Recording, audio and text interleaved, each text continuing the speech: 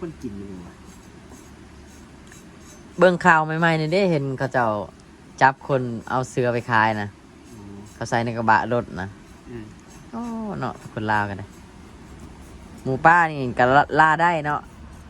ผ่านก็ยังล่าได้แต่ว่าสัตว์ใหญ่นอกจากนั้นก็ยังยากแล้วมันก็บ่ค่อยมี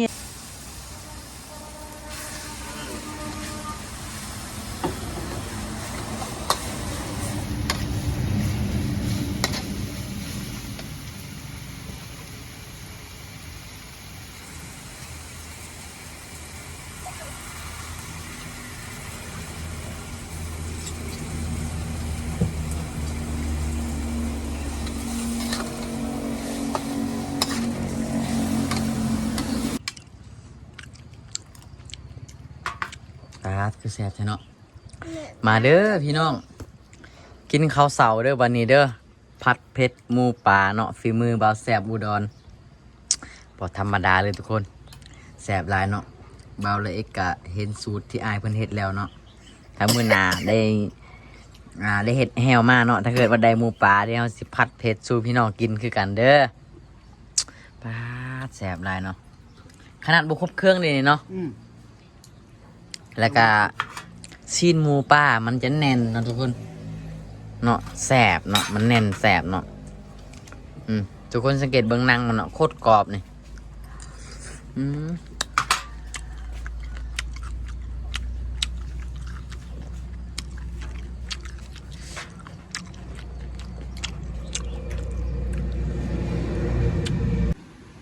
สบายดีสวัสดีพ่อแม่พี่น้องฟังไทยฟังลาวเนาะ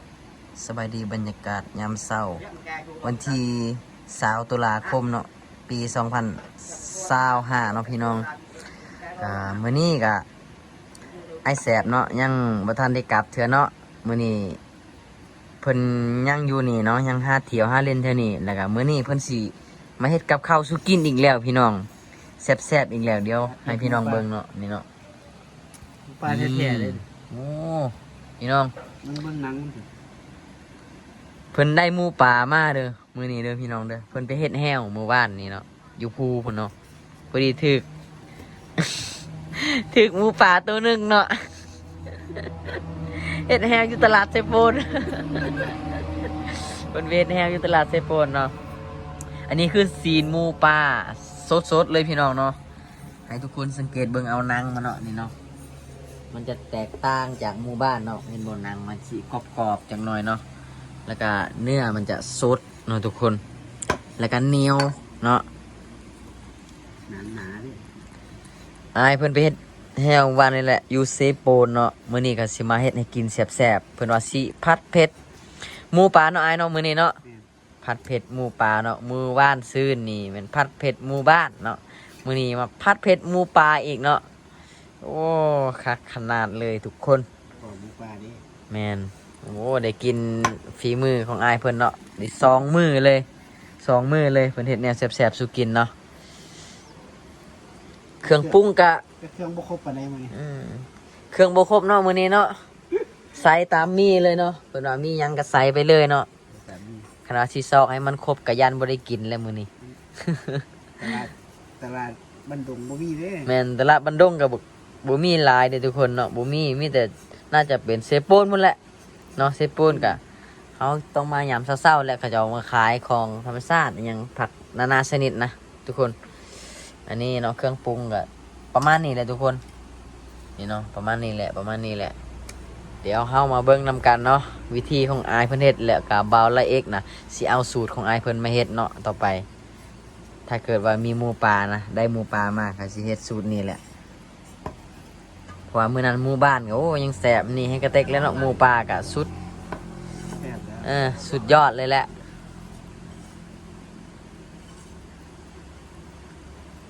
โอ้เนื้อมันแดงอยู่เนาะเนื้องามเนาะ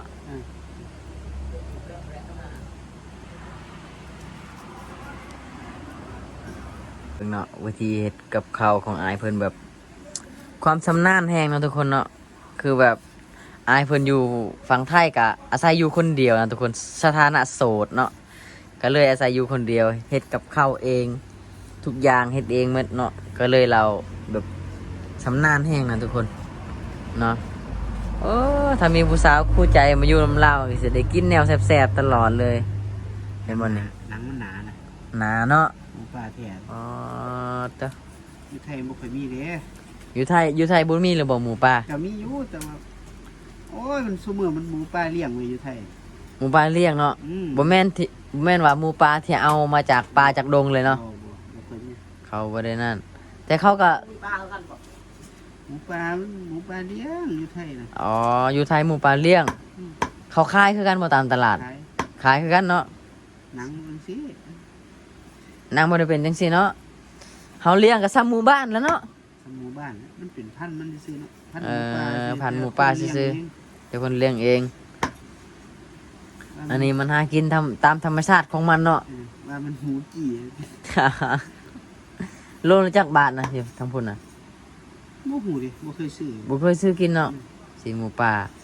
ซีนหมูป่าซีนพาดนี่เขาก็ขายคือกันบ่ โอ้ฟานบ่ได้ดิ ฟานบ่ได้เนาะแต่อยู่ลาวนี่ฟานก็ยังมีนะ เออ ฟานนี่หมูป่านี่ยังอยู่ อืม บ่มีแต่เสือและ เสือสิมีผู้กินอยู่บ่คือ จังหว่าเด้ มีคนกินอยู่บ่วะ เบิ่งข่าวใหม่ๆนี่ได้เห็นเขาเจ้าจับคนเอาเสือไปขายนะ อ๋อ เขาใส่ในกระบะรถนะ เออ โอ้เนาะคนลาวกันเลยหมูป่านี่ก็ลาได้เนาะผ่านก็ยังลาได้ แต่ว่าสัตว์ใหญ่นอกจากนั้นก็ยังยากแล้ว มันก็บ่ค่อยมีแล้วเนาะแถวนี้ก็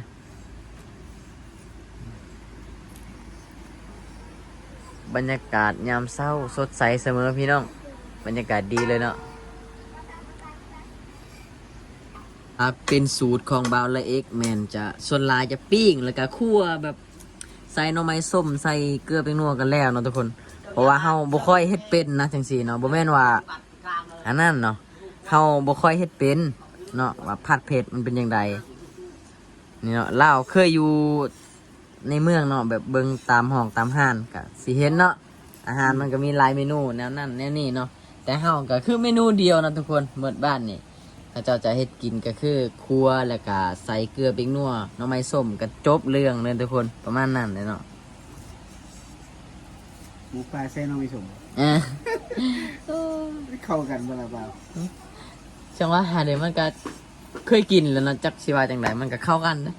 สำหรับเราเคยกินแล้วเด้มันลื่นเลยเนาะ บ่ กินตลอดแบบถ้าได้ซีนมาได้ปลามาก็สไตล์นั่นตลอดนะบ่ได้มีเปลี่ยนสูตรเลยบ่มีแบบผัดบ่หรือว่าอิหยังที่อายว่าตุนบ่ยังบ่ค่อยได้กินจังซั่น เฮ็ดแบบบ้านๆเฮาน่ะติ แม่นแบบบ้านๆเลยแหละ โอ้ โอ้ได้เนื้อมาหลายเนาะทุกคน หลายเนี่ย นี่ตัวเต็มเลยปะ ใครอยากกับ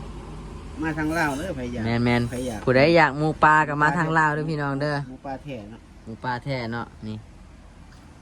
ผู้ใดอยากก็มาทางลาวแล้วเนาะนี่ ไทยมีแต่หมูป่านั่น เดี๋ยวบ่าวเล็กจะพาไปซื้อเนาะแถวตลาดมีขายตลอดเนาะซีนหมูปลาเนาะซีนหมูปลาสด แล้วเขาเจ้าได้มาเนาะ ๆเขาได้มาตลอดเลยทุกคน แต่ว่าหมูปลาแถวบ้านบ่าวเล็กนี่แม่นบ่ค่อยมีเนาะทุกคนจะมีแถวบ้านอื่นเขาจะเอามาขายนะ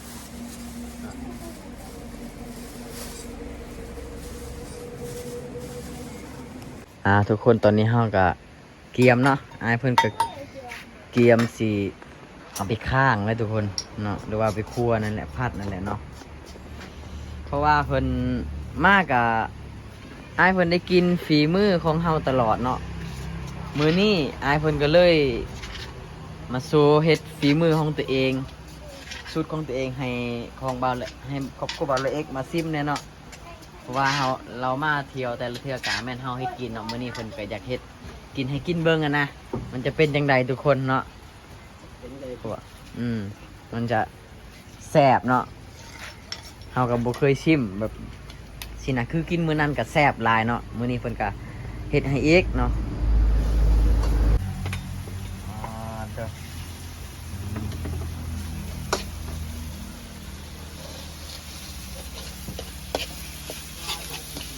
ควรกระเทียมเนาะหอมๆ ก่อนนะทุกคน ใส่นี่เห็น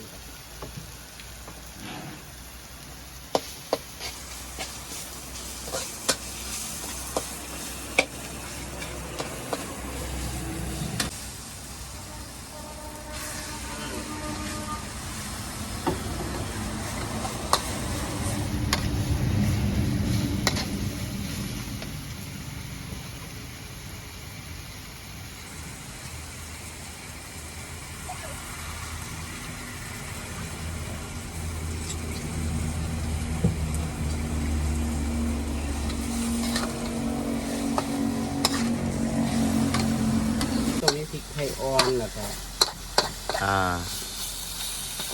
พริกไทยอ่อนนี่กระชาย ถ้าครบเครื่องมันก็สุดยอดเลยเนาะ นี่กระชายนี่ใบมะกรูดน้ำล้างครกครับ เด้อ น้ำล้างครกน้ำล้างโคกเพิ่นว่า แล้วคือมัน สุดสาย มันจะสุกกัน โอ้ฟืนกันเนาะ อุศิระชนบทอุศิระ มาชนบทก็ใช้ฟืนจังซี่ล่ะ มีเตาแก๊สเด้ มีเตาแก๊สเนาะ มันคือในเมืองในนาเด้ แถวนี้ถึงแม่นสิมีไฟฟ้าแต่ก็บ่ค่อยใช้เตาแก๊สเด้อทุกคน เขาเจ้ายังหาฟืนมาใส่เนาะทุกคนไก่จะสุกแล้วเนาะแล้วก็ความหอมของผักของเนื้อสัตว์เนาะ สุกเลยเบา กินเข้ามาแล้วหอมคักเลยทุกคนโอ้อืมเติมผักเข้าไปเนาะวันนี้ สุกเลย ลอยเนาะโอ้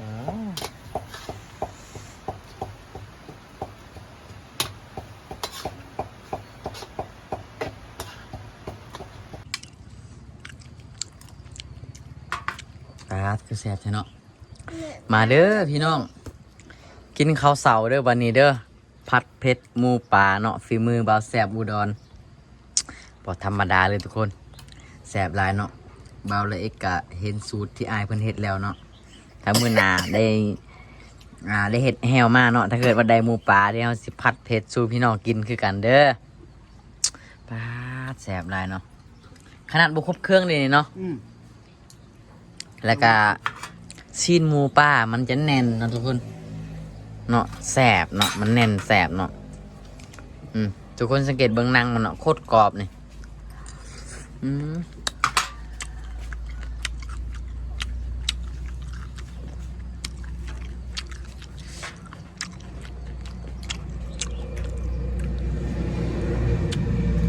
เอาอย่าคำหนึ่ง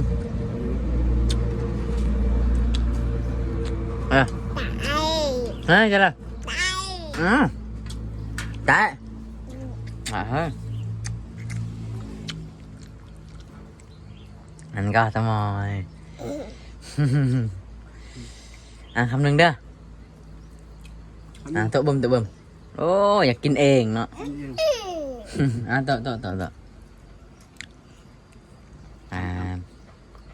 อยากกินเองบัดนี้มาพี่น้องมาว้าตัวของดีมีหน่อยเด้อทุกคนเด้อเพิ่งเนาะเครื่องครบอยู่แซ่บกว่าอย่างนี้ป่ะ แมนเวทใบมะกรูดกับบ่มีเนาะ พริกไทยใส่พริกไทยอ่อนแบบไปใช่โอ้ย โคตรกรอบครับถูกแล้ว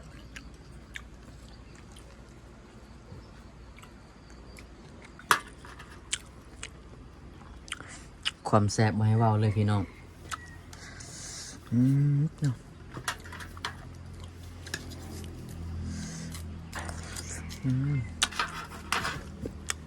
อากาศขาว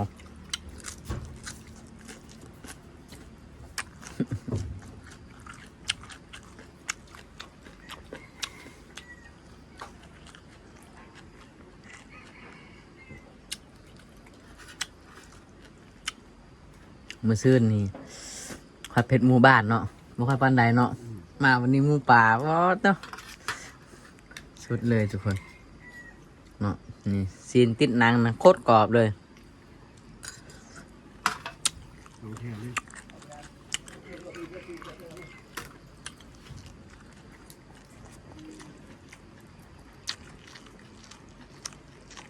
เอาพี่น้องตอนนี้แมนกินข้าวเรียบร้อยแล้วเนาะโอ้แสบหลายเนาะ แซ่บ ผัดกะเพราบ่ ๆผัดเผ็ดหมูป่า ผัดเผ็ดหมูป่าเนาะทุกคนเนาะ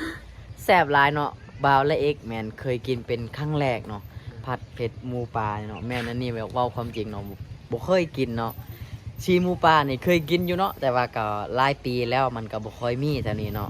ถ้าเฮาจะซื้อในตลาดเฮาก็ต้องได้เสียเงินในหยังประมาณนี้แหละทุกคนเนาะคือเฮ็ดกับข้าวเก่งอันนี้แม่นเฮียนบ่หรือว่าความรู้โดยเฉพาะ บ่ได้เฮียน เบิ่งเอาเนาะเบิ่งเขาเจ้าเฮ็ดก็เป็นเลย จำเอา โอ้เพิ่นอยู่ผู้เดียวเลยทุกคนเนาะก็เลยเฮ็ดกินนี่คือ จำเอาเฮ็ดดูเด้ เฮ็ดเป็นบ่ทุกอย่างเนาะ เฮ็ดดูก็เฮ็ดเป็น โอ้เนาะ อยาก ค่อยว่า อยากเฮ็ดกินรส พอไปเปิดร้านอาหารก็ได้แล้วฝีมือแบบว่าธรรมดาเนาะทุกคนแซ่บหลายเนาะมื้อนี้มื้อวานนี่ผัดเผ็ดหมูป่าเนาะมามื้อนี้ผัดแม่นมื้อวานนี่ผัดหมู่บ้านเนาะ ผัดเผ็ดหมู่บ้านเนาะมื้อนี้ผัดเผ็ดหมูป่าพี่น้องโอ้ยแซ่บหลายเนาะ ได้หมูป่าเด้ แม่นตอนนี้แม่นเฮาแบบ ได้หมูป่าแท้นะ อืม โอ้แซ่บเลยกินมัน ซีนมันจะเหนียวเนาะนางกรอบๆเนาะ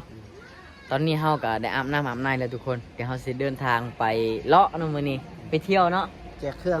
บ่แม่นไปเที่ยวในเมืองเด้อทุกคนเด้อพาเราไปผจญภัยอยู่แถวชนบทนี่ล่ะเนาะเขาไปแจกเครื่องนิดหน่อยเนาะ แจกเครื่อง พอดีว่าอ้ายเพิ่นเอาเครื่องมากระสอบหนึงเนาะเฮาสิมาแจกเครื่องนำกันเนาะเบาโก้ยเนาะอันนี้โอ้บ่ได้เจอกันโดนเนาะทุกคนเนาะ สวัสดี เป็นปี2ปีแล้วเนาะ5ปีพุ่นแล้วเนาะบ่ได้พอกันเนาะ บ่ได้ไปนำกันโดน บ่ได้ไปโดนในรีพี่น้องบัดนี้เฮาสิมา ได้